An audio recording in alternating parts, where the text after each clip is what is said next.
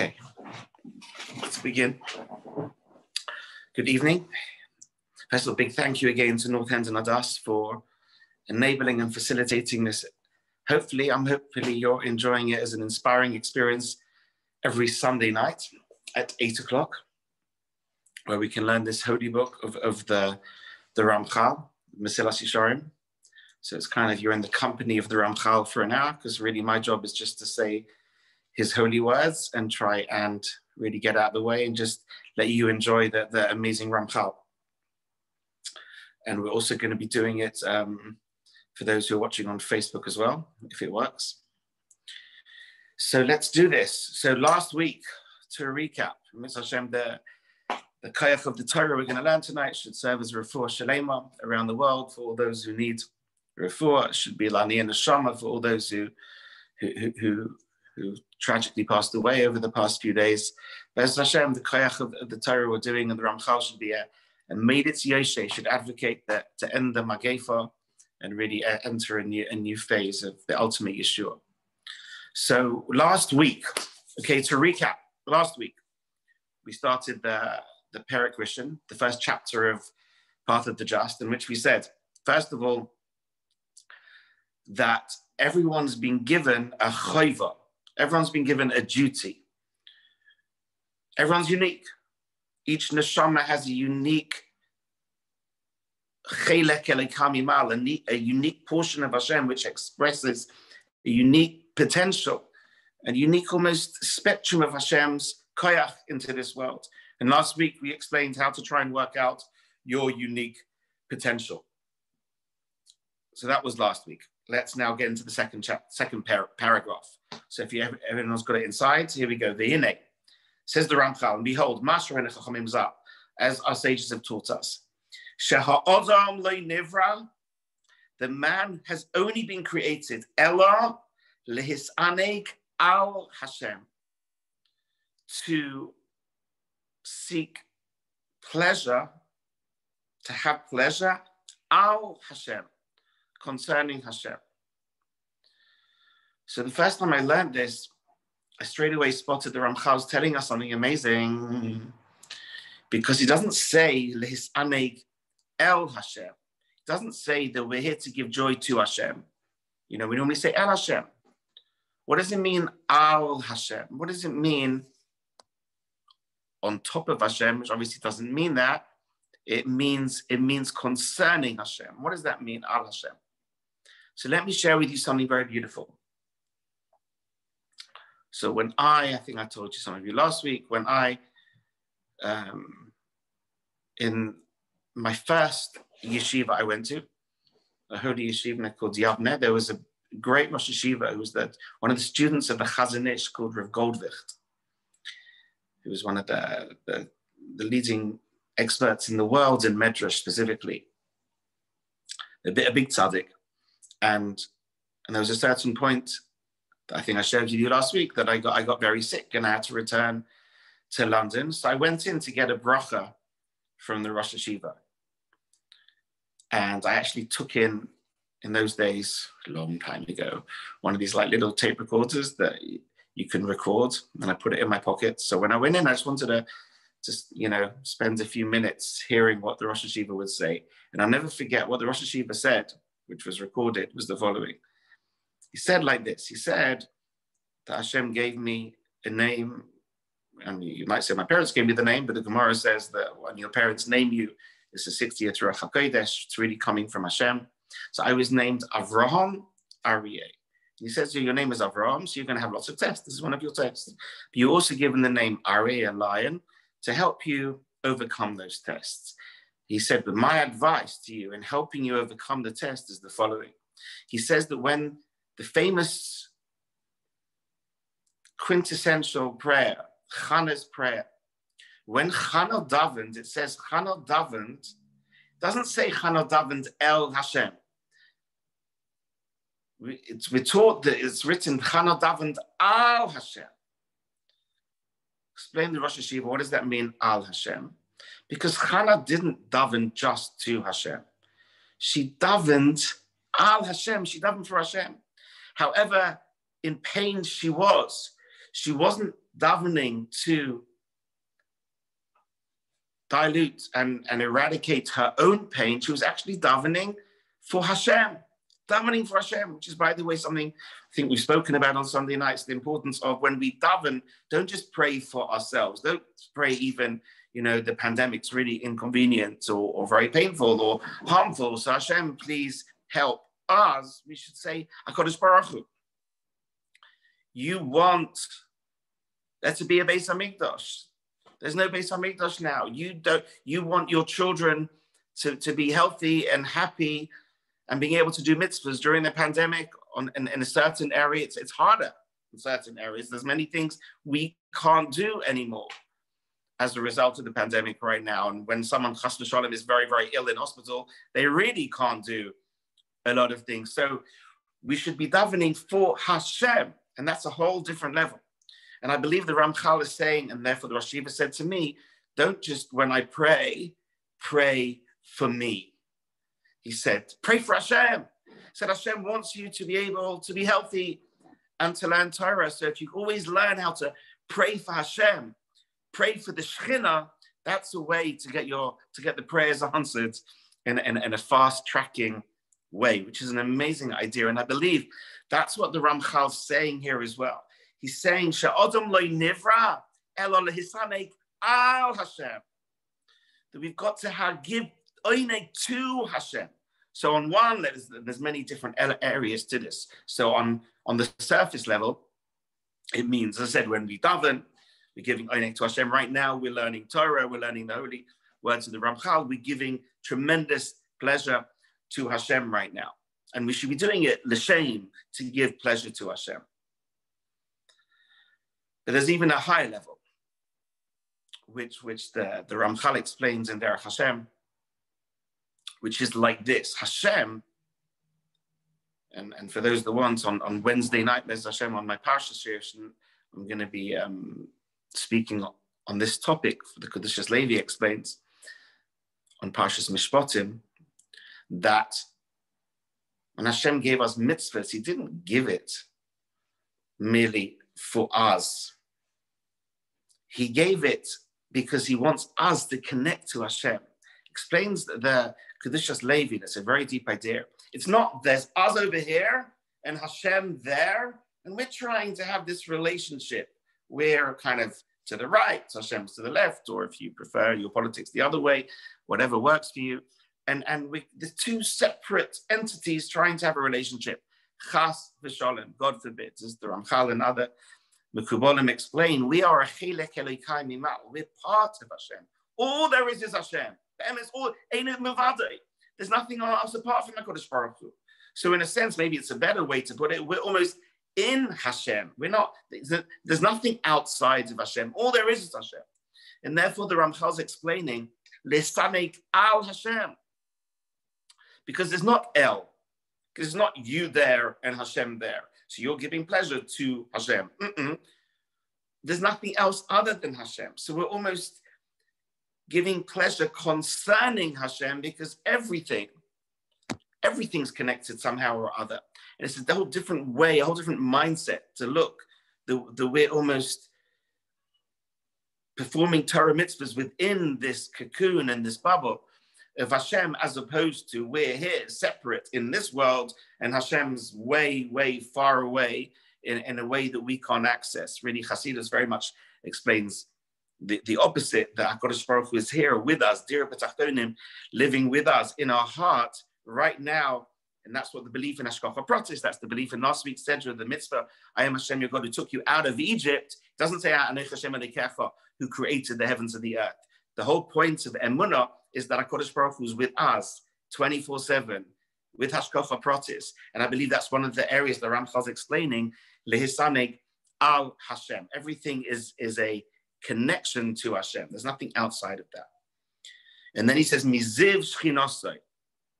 And we should have what is the oineg? The oineg, the pleasure, the delight, which is interesting. We use the term oineg Shabbos, which is also this word oineg is a very spiritual pleasure, a very spiritual delight. And the ultimate spiritual delight is miziv hashchinosai, from the splendor of his shchina. What on earth does that mean? What does this mean? What's the Ramchal telling us? It's essentially the meaning of life, according to Torah, according to Kabbalah. And it's like this.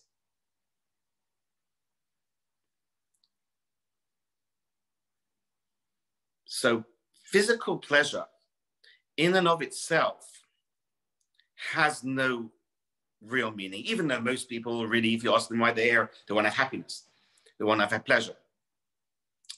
But from a pure perspective, from an ultimate perspective, the real oineg, real pleasure is only when it's this anek al Hashem, when there's miziv shkinase, when you're experiencing Hashem's shkinah. What do we mean? So the Gemara explains what happens to a tzaddik in the next world. Now, in Olam HaNeshamas, when the tzaddik's not in Neshamas, even Olam Haba, what does a tzaddik do you think? Do you think a tzaddik is there wanting to rest on some crispy duck pancake? I very much doubt it. The Gemara explains, you know what tzaddik is doing? Tzaddikim yoshvim, they're sitting, which is very deep what it means to sit. Sitting means that you're actually not moving anymore. You're not actualizing towards a potential. You're just being, which is really what Shabbos is. There's no more growth, no more malacha. You're just experiencing. You've arrived. So they're sitting, which is really why yeshiva is called yeshiva, because now it's just about being with Hashem. So in the next world, you're yoshvim, v'atreseim b'rashehem. It says the crowns on their heads, and it doesn't mean a crown like the Queen of England has got. It means a ruchnius crown of Torah. V'nenem miziv hashchina, says the Gemara, that the tzaddik is enjoying this expression that the Ramchal says, ziv hashchina, the splendor of Hashem's shchina. So what does that mean? So again, in this world, we think of the word pleasure. So if I asked you pleasure, you know, a lot of people associate it to foods, right? So let's say the nicest food you've ever had and the nicest restaurant you've ever been, whatever does it for you, whether it be a steak or lamb, or for the vegetarians there, some pasta, whatever does it for you. Think of the nicest food, the nicest food. That's not what the Einik Miziv Ashkenah is. Not at all. Even though there's pleasure, that's what we call body pleasure. That's physical pleasure. So for example, I had a thought today, you know, my father, when he was young, he supported a team called Manchester City. And today, we just found out that Manchester City had, I'm sorry if this spoils a score for anyone, Manchester City had a big game for the Premiership against their arch rivals Liverpool, and Manchester City won today, 4-1. And I was thinking, do you think my dad, who's now there in a very high place in Gan Eden, is for a second, was he aware of the game? Was he actually watching the game? And straight away, my conclusion is absolutely not. I'm convinced, even though that, you know, he definitely, when he was younger, enjoyed that, in the world of truth, in a world where he can now partake in Miziv Ashchina, the last thing he's thinking about is Manchester City beating Liverpool. It's literally child's play. It's incomparable in terms of if you have a choice between eternal pleasure, eternal oneness, having dveikus with Hashem, and then the childish pleasure that we partake in this world. One of the nafkaminas, the distinctions of being in the spiritual world is there's a truth there. There's only truth there. We don't have the falsehoods and the immaturity and the childishness that the Yetzer Hara has in this world. So my conclusion was absolutely not. Do you know why? Because my dad, Baruch Hashem, loved to learn Rambam, loved to teach Rambam. I'm convinced he's probably been learning a lot of Rambam today. Maybe he was zeicher to sit at the feet of the Rambam now in Gan Eden. And he was doing only things, I'm convinced, to do with Ruchnius, to do with Torah, to do with mitzvahs, to partake in the circle of Hashem. The last thing that tzaddikim are worried about when they're in Gan Eden, even when they're in this world, but especially when they're in Gan Eden, is the narishkeit and the silliness and the frivolities of what's going on in this world.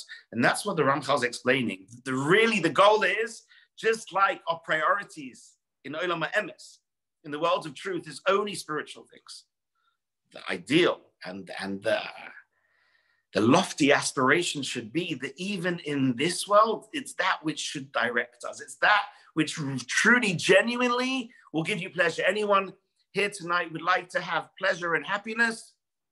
Stay with us over the next 45 minutes and have some food for your soul. Enjoy Torah. Go and do an act of chesed. Go and pray. Get involved with Torah and mitzvahs. That is, ironically, will give your soul not just pleasure in this world, but pleasure forever. Pleasure in Olam HaEmes. And that's what we should be chasing, explains the Ramchal. So the Ramchal saying that, no problem. Chase pleasure, chase happiness, but chase real pleasure. Real happiness, which can only be achieved if it's lisaneg al Hashem v'lehenois miziv shchinasoi, to be connecting to Hashem himself. Now, where one of the areas that Judaism is so different from other religions and other systems, the way Rabbi Tatz puts it beautifully, is in other systems, pleasure is a problem. In the Torah, pleasure is the solution, as we can see here. The Ramchal saying that the whole goal of being here is to have pleasure, but just to have spiritual pleasure. And here's the thing, even in this world, HaKadosh Baruch Hu creates us with a body. HaKadosh Baruch Hu creates us with a Yetzer Hara. HaKadosh Baruch Hu creates us with a lust for physical things. And the amazing thing is, unlike other systems, our job isn't to run away from that and abstain. Our job is Kedusha, is to take, let's say, if you like your glass of red wine, and let's say you're a big wine connoisseur. So you know what? If you're into wine, fantastic. Get an amazing bottle, but then save it for Shabbos Kodesh. Save it for Friday night. According to the Nefesh HaChaim, in a way, that's where Odom and Chava went wrong, where they had the wine prematurely. They had it Friday afternoon. They didn't wait for Shabbos. Our job, in the way, has been, in a sense, to fix the sin of Odom and Chava, is to take the physical pleasure, but then dedicate it to Hashem, elevate it to Hashem. Save your best desserts. There's a nice new bakery in Golders Green Road right now. For those in London, go and get that, and then save it for Friday night. Save it for Shabbos Kodesh, or for Shabbos lunch, or Shabbos Shudas, or for a mitzvah.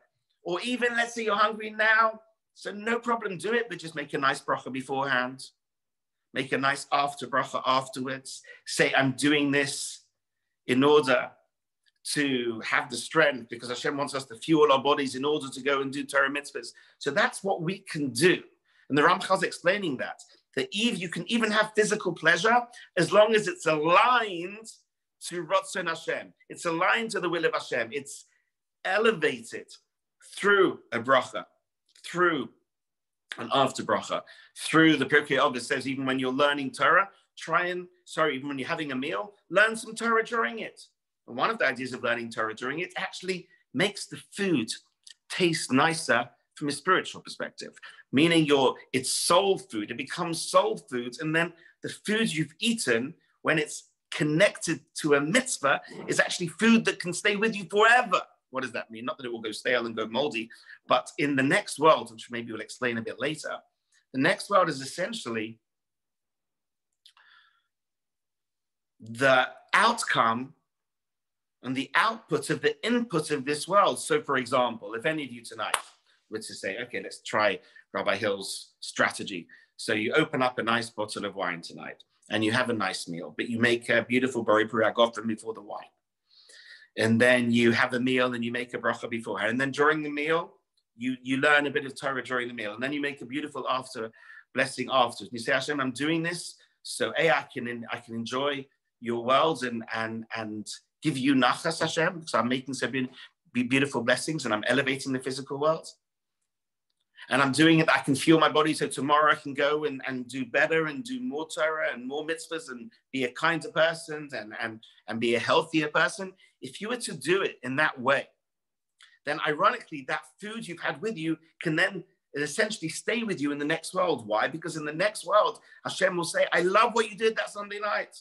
Awesome, you were makadesh me. You sanctified me that Sunday night through your glass of wine, through your food, because you did it l'shem shamayim. And this is really what Rav Moshe Chaim Luzzatto is telling us, that we should learn how to, yes, enjoy this world, but do it l'shem shamayim. Do it. You know, there's a famous story of Shimshon Raphael Hirsch that one day went and told the yeshiva, we're going, you know, pack up, you know, close your gemaras, we're actually going to go on a hike, we're going to go and see the Alps. And some of the Rabbonim were like, Russian Shiva, like, isn't that little Torah? What are we doing? Why are you stopping learning?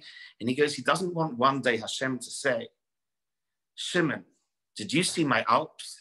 Did you see how beautiful they were? So I believe it's the same idea. Hashem's created in this world opportunities. Like even just now outside, I went for a little walk outside before I came to gather my thoughts, and it was snowing, and I was able to look up and say, Hashem, it's such a beautiful world you've created. You can see the beauty and the harmony. By the way, according to mysticism, Sheleg is very interesting. It's 333. It's the numerical value 333. It's all the threes, and it's connected to Tiferes. It's really connected to balance and harmony.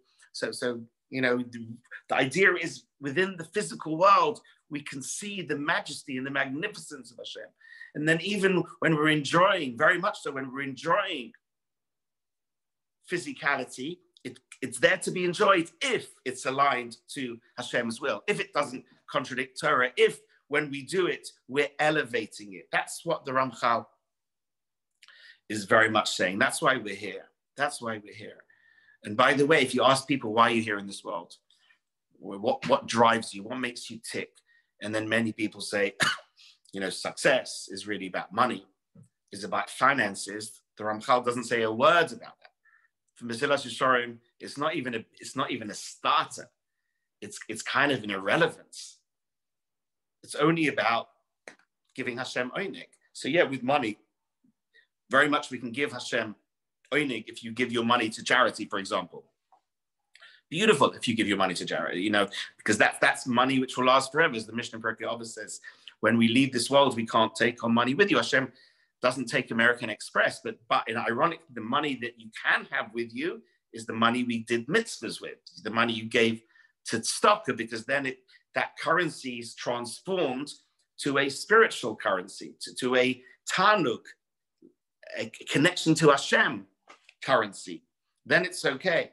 But too many times we unfortunately don't understand this lesson, and we get too fixated on, let's say, materialism and gashmias. And I had a beautiful mashal once that, and I'm sure maybe some of you were once building sandcastles with your children on a kosher beach, and you're building a sandcastle. Let's say you build loads of sandcastles.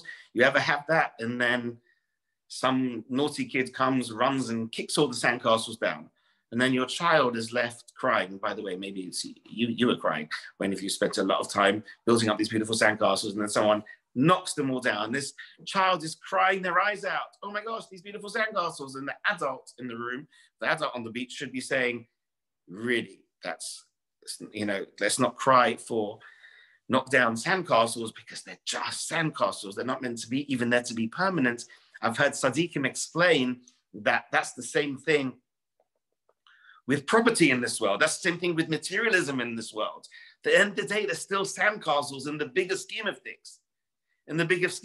Because at the end of the day, when we go into the next world, and that's the one which is eternal, you can't take your money with you, you can't take your house with you, you can't take your car with you. So many people get so in love with their car. If chas v'shalom, someone scratches their car, it's almost like they scratch part of their body. But I've got news, we don't have cars in the next world. But again, maybe if you've done mitzvahs with your car, then there can be an element of that dimension in Olam HaEmes. Rabbi Yaakov Hillel always says that he has the epitome of materialism, let's say, is ice cream. So let's say someone who really likes ice cream, and you're having a big tub of ice cream, and at the time you think it's the best thing ever. The way Rabbi Hillel puts it, as soon as you've finished it, really, the only thing you're left with then is one probably big stomachache starting soon, especially if you can't have dairy, right? In other words, you have a lot of materialism, you have a beautiful meal. At the end of that meal, now what? You go to an amazing restaurant, you go to the end of the meal, you're left with a stomachache, you're left with a big bill, It's not the Gress feeling. Whereas in Ruchnius, post the event, the pleasure is only beginning, because the pleasure we're having in this world is only a very diluted pleasure, because we're still in Olam Hazeh. When you do a mitzvah, so even now, hopefully you're really enjoying the words of the Ramchal now. But still nothing, Shiva, nothing, Shiva, nothing, when you compare it to, please God, when we get to the next world, and if we're merit now because we've learned some of the words, Mesillas Yesharim, we can go to his share in the next world, and we can be sitting really engaging and connecting and aligning ourselves to the words of the Ramchal in the next world. It's ein adayim, it's incomparable. The pleasure in the next world, as the Mishnah Pirkei Avos says, one moment of pleasure in the next world, of Koros Ruach Ba'olam Haba, is greater than all the pleasures. From Adam and Chava, through to the billions and billions and billions and billions of people, till Ad Mashiach comes, you add every single individual, unique person's pleasure in this world, and you compare it to one soul's pleasure in Olam Haba, incomparable, incomparable. That's how eternal and how magnificent and how huge the pleasure in Olam Haba is with Torah and mitzvahs. Oh, so that's the first line. And then he says like this, let's keep reading. Shezeu, back to the Ramchal, Hatanu ka'amiti, v'ha'idun ha'godoil, mikolo adonim shuyichem lemotzei, because the greatest pleasure and the greatest joy and the greatest satisfaction you'll ever have is only that satisfaction and that pleasure and that happiness which is connected to Hashem. If it's not connected to Hashem, you can go and, as I said, buy the nicest car in the world and you feel like, wow, so cool, and you feel great for 5 minutes. That's nothing like a ruchnius pleasure, a spiritual pleasure. As I said, just like someone like, the Gadol Ador, Chaim Kanievsky, he wouldn't be interested in playing some childish games. It has no interest in him, because they're only interested in Torah and mitzvah. So when we get all to Gan Eden, we're all in that mode. We're all in that mode. And he explains, next line, U'mokum ha'idun hazeh. And now let's go deeper. But really the only place, is the Ramchal, where you're going to get that pleasure is Olam Haba, is the world to come, which is now saying, so right now the learning we're doing, and however much now your neshama is gaining from it, it's still in a sense, it's very far away from emes. We're getting almost a 60th of the pleasure, a 60th of the happiness that the neshama is going to receive in Olam Haba. I think it's an important moment just to quickly define what is Olam Haba according to the Ramchal. There's a bit of a machlokes, but I'll give you the way I've always understood it. That right now, so the world we're in now, that I'm speaking to you right now in, is Olam Hazeh, physical world, this world. There's a parallel world to where we are right now. And those where the tzaddikim that passed away last week have gone to, that's where all the tzaddikim are. That's a place called Olam HaNeshamas, the world of the souls, all your loved ones. They're in this zone called Olam HaNeshamas. So right now there's the physical world, but in parallel, there's a spiritual world up there where the souls that didn't have to come back, sometimes the soul goes to the next world. If they haven't fulfilled their potential, we believe in Gilgul, that they'll come back to this world. But the souls that have done their potential, they've done their tafkids, and now what I call chilling with Hashem, chilling with the Rambam, learning Torah, experiencing the mitzvahs, the outputs of the mitzvahs that they did in this world. So that's Olam HaNeshamas. Olam Haba, explains the Ramchal in Derech Hashem. The world to come hasn't yet begun yet. Olam Haba only happens after Mashiach. In other words, right now we're Olam Hazeh, and upstairs Olam HaNeshamas. Very soon, hopefully tonight, Bezos Hashem, will be Yemos HaMashiach. Will be Mashiach ben David will build the third Beis Hamikdash. All the Jewish people will go and live in Israel. That will be a time where we'll be much closer to the spiritual level of Gan Eden. We won't have the same desires that we had before Mashiach. We'll be much more all really into the level of consciousness and desires almost of the tzaddik, where we'll really only be craving. And it's almost like how you feel on Yom Kippur, you're going to feel in any day, which, by the way, is another good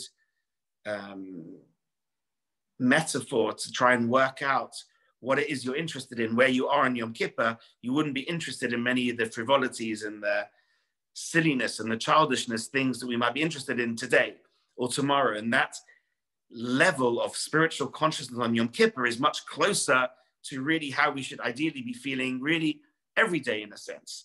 And what the Ramchal explains is Olam Haba is later, is after Mashiach. So after Mashiach, after then something called Tchias HaMesim, resurrection of the dead, where everybody comes back and gets a chance to live in a utopian world, in a perfected world. That's the real opportunity to the tikkun of Chet of Odin Rishon, that we all live in Olam Hazeh, the way that Hashem really envisaged us and wanted us to live in a perfected world.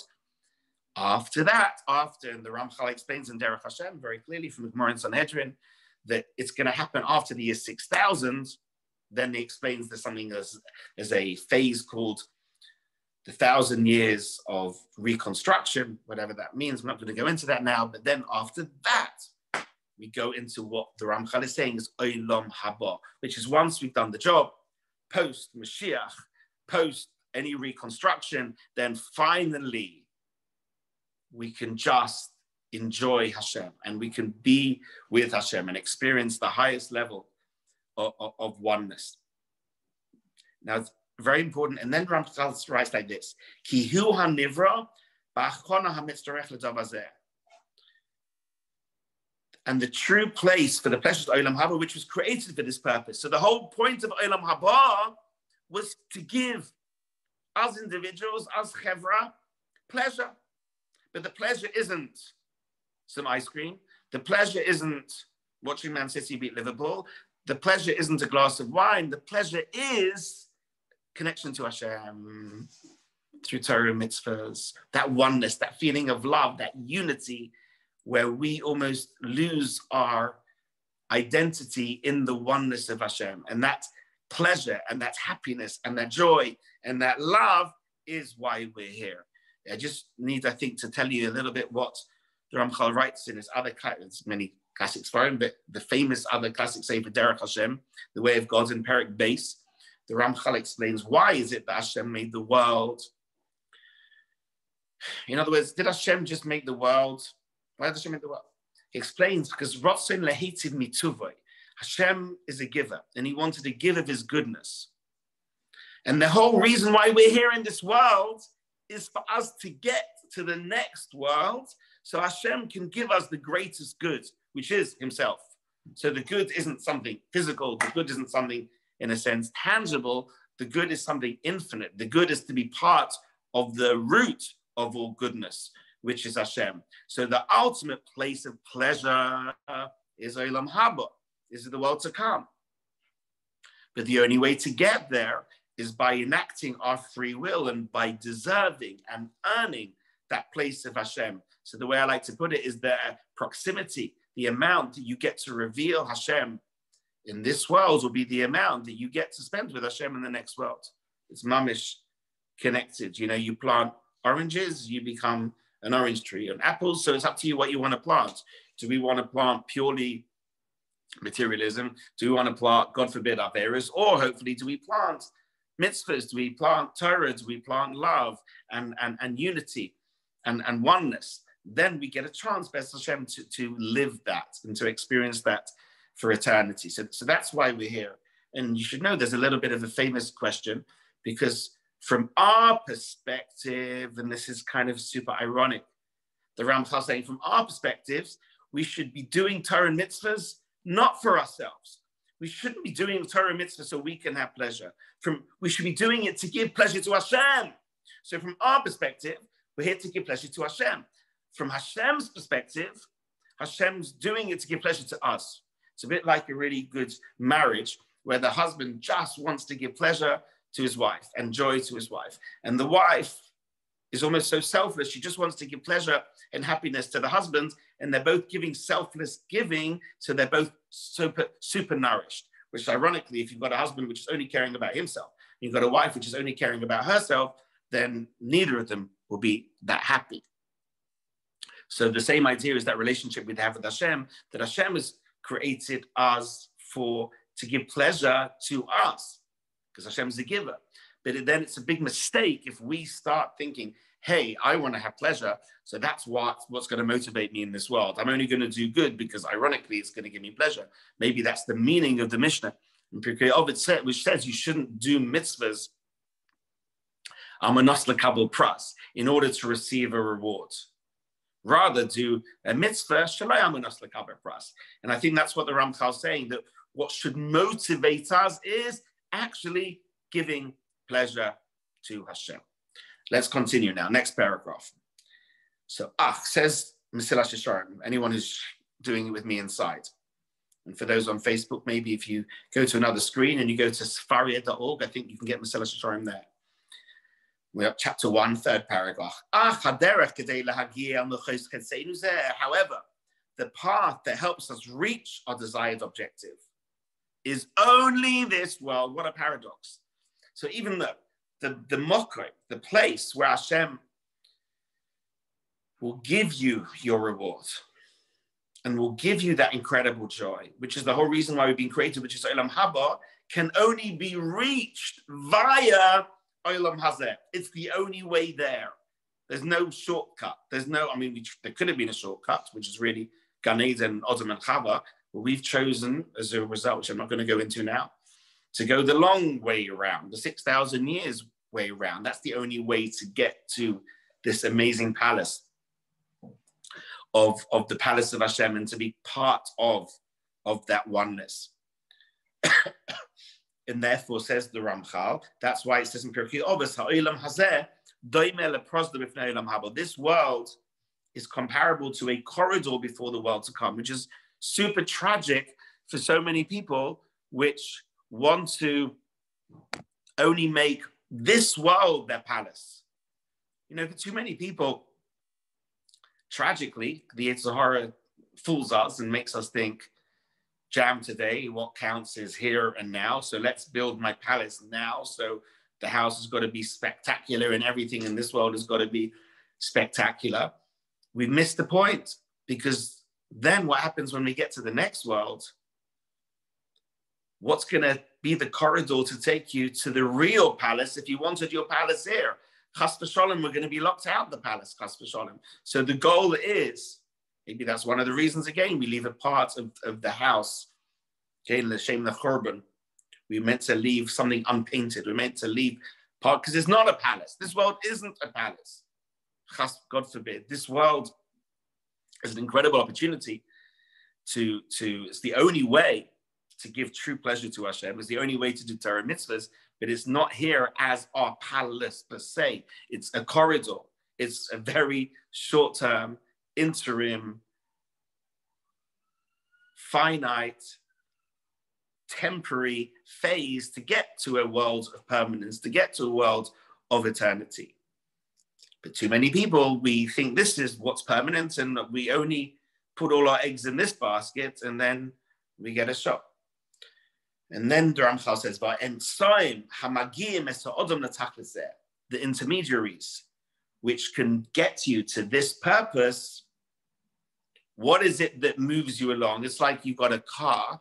What is it? What is the petrol in the car? What's going to move you get you from in Olam Hazeh to a successful Olam Haba? What is it that you need to earn you that oineg, that delight and that pleasure and that oneness? Says the Ramchal, the only thing which can get you there, the only thing, Hema mitzvahs.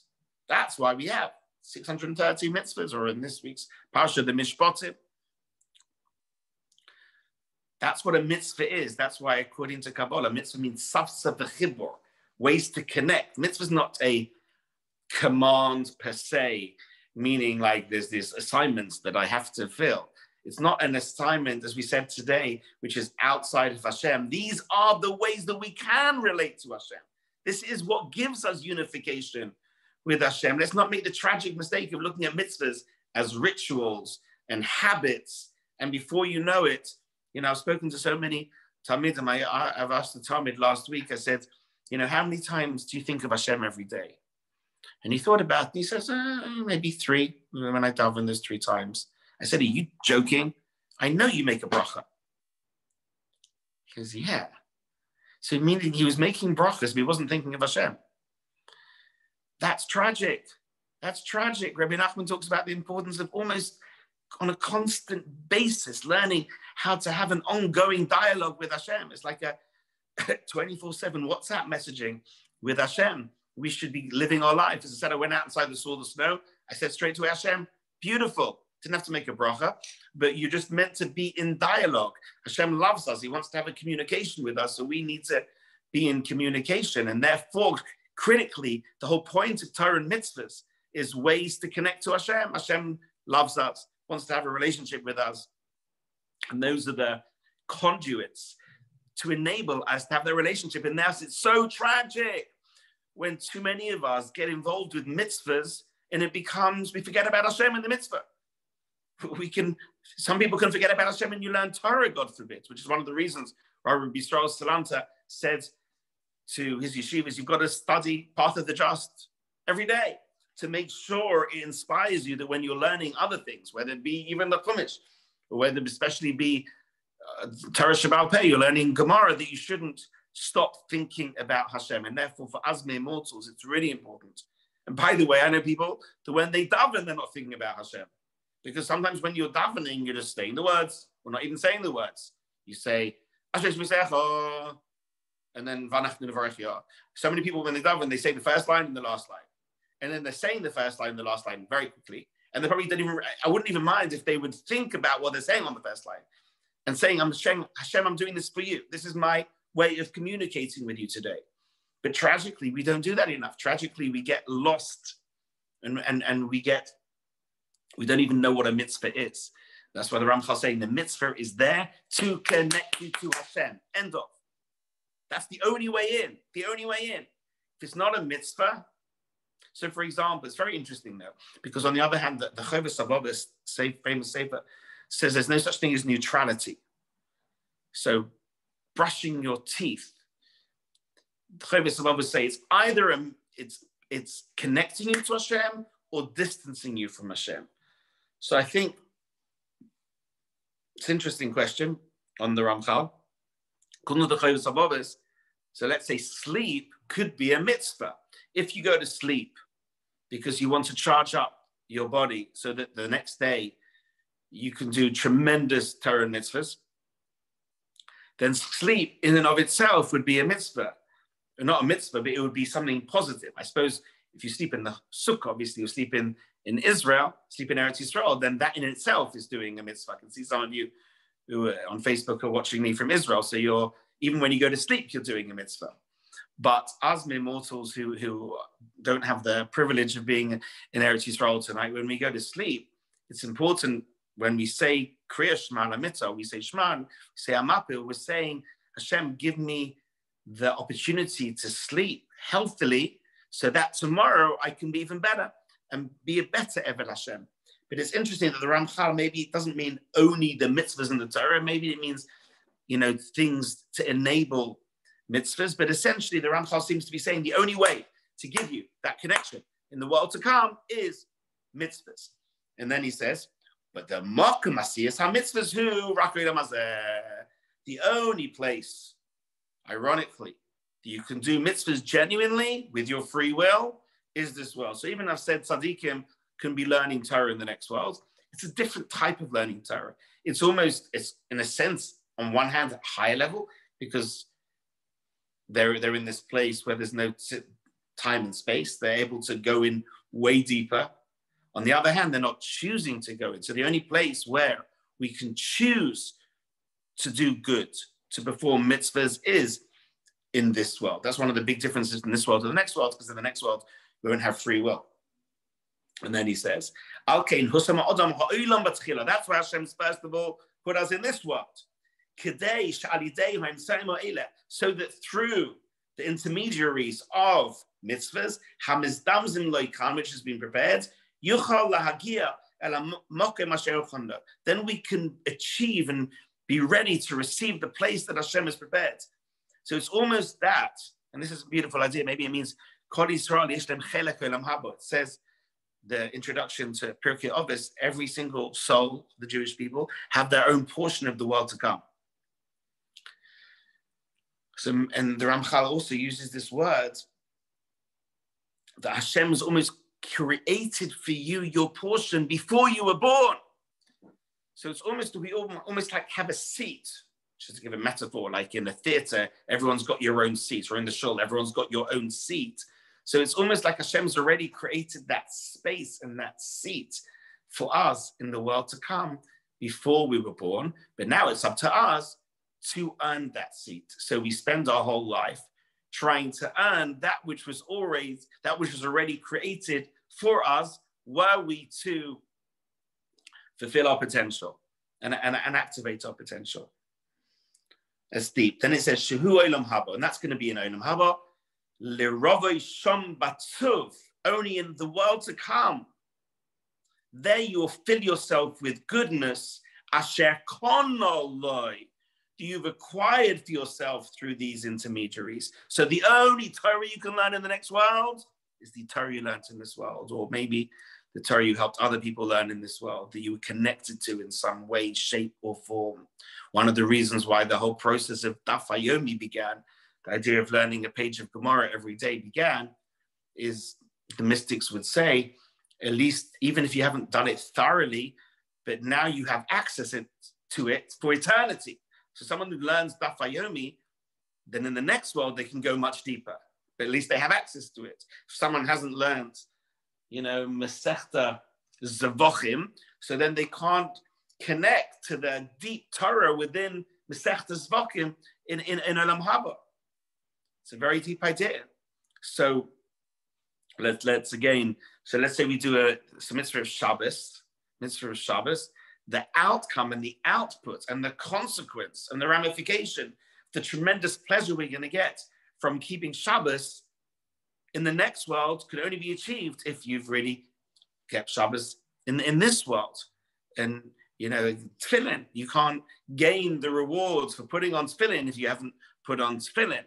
And that's the idea, that the spiritual pleasure and oneness and happiness with Hashem that you can have in the next world is solely and exclusively only received through the efforts and actions via the mitzvahs that we've done in this world. And that's why it says in Pirkei Avos, on one hand, the pleasure in the next world is greater than all the pleasure put together in this world. And yet, the Mishnah Pirkei Avos explains, but yet one moment really of Torah and mitzvahs in this world is greater than the next world. Because in this world, we can do tshuva. In this world, we can learn Torah. In this world, we can do mitzvahs. In the next world, we can't. And that's maybe why the Vilna Gaon, before he passed away, started crying. And the student said, "Why are you crying?" And he picked up his tzitzis and says, "I won't be able to do this anymore."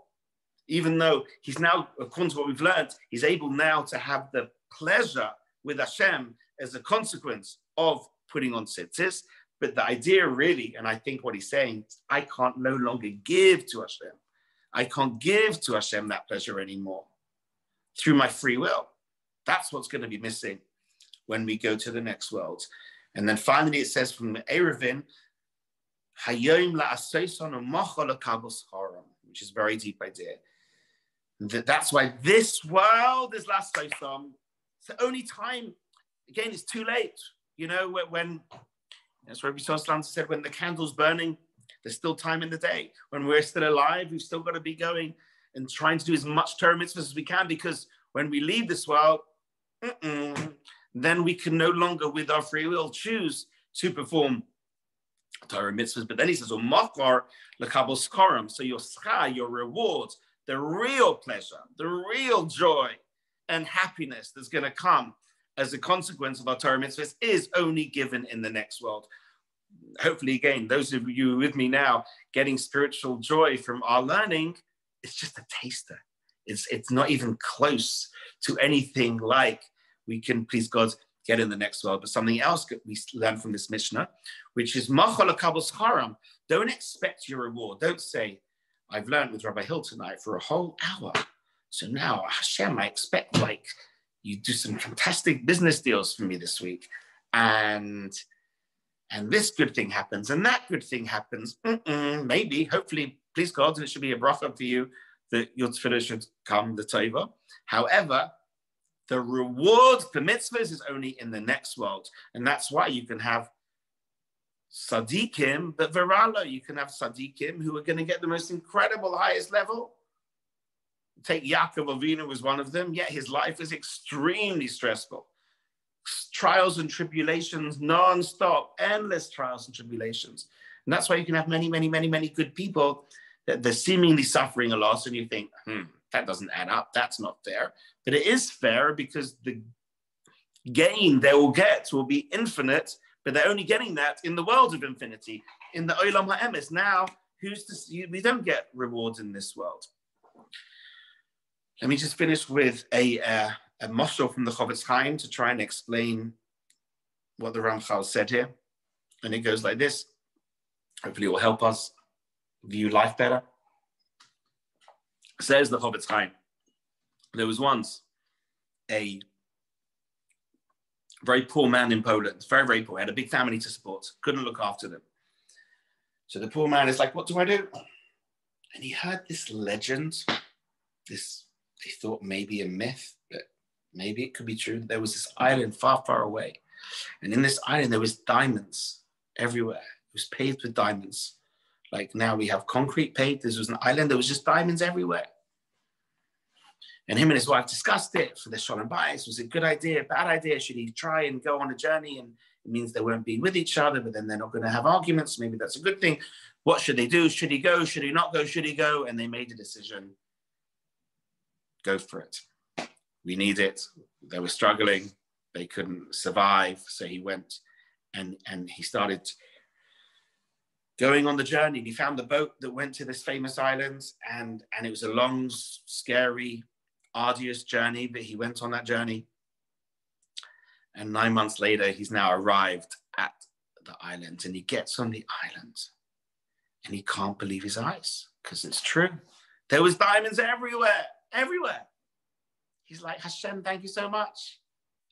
Awesome. And he goes to the floor and he starts picking up the diamonds.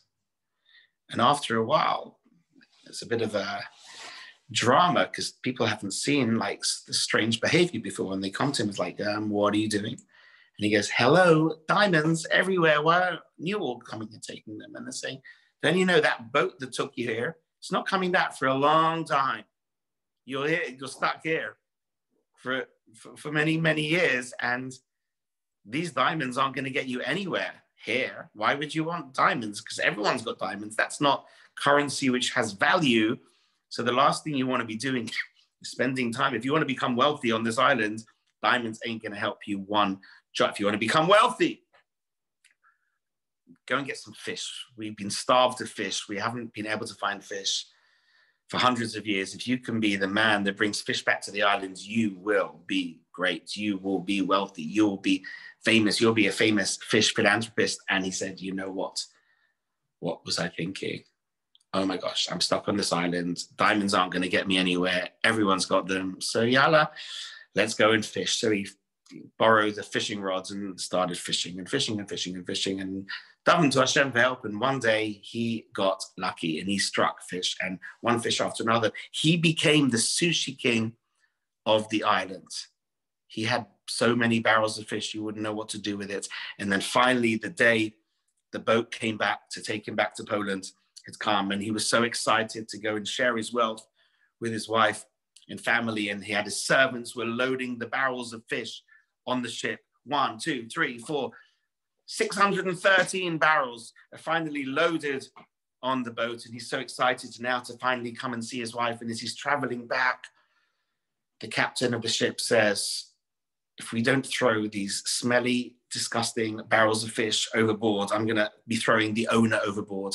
And the captain went and his staff, and they threw all the barrels of fish that had gone off overboard as a health and safety. And the poor young man is now thinking, oy, oy, oy, what have I done? I'm going back penniless. They've thrown all my wealth overboard. And he gets back to Poland. And there's this huge gathering of his loved ones coming to meet him. And he's too embarrassed to even say, because he can't believe what he's done. And he quickly runs past his wife and his family and runs back to his bedroom in Poland and cries himself to sleep. And his poor wife hasn't seen him for years and thinking, what is going on? And she runs back home, and she's now sees his husband's now cried himself to sleep.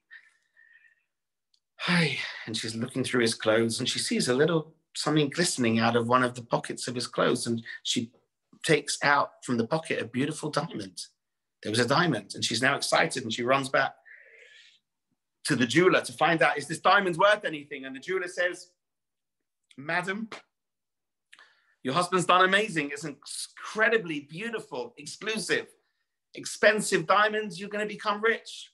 And she goes back home and she says, darling, you did it. You managed to find the diamond. Thank you so much. And she woke him up, and he starts crying and says, I'm even more stupid than I thought I was a few hours ago. And you're thinking, you would never make such a mistake. Can we all make that mistake? Let's explain the parable of the Hobbits Kind. If you haven't understood it, let's go deep. So we are that hero who's traveling. Those 9 months is traveling into this world.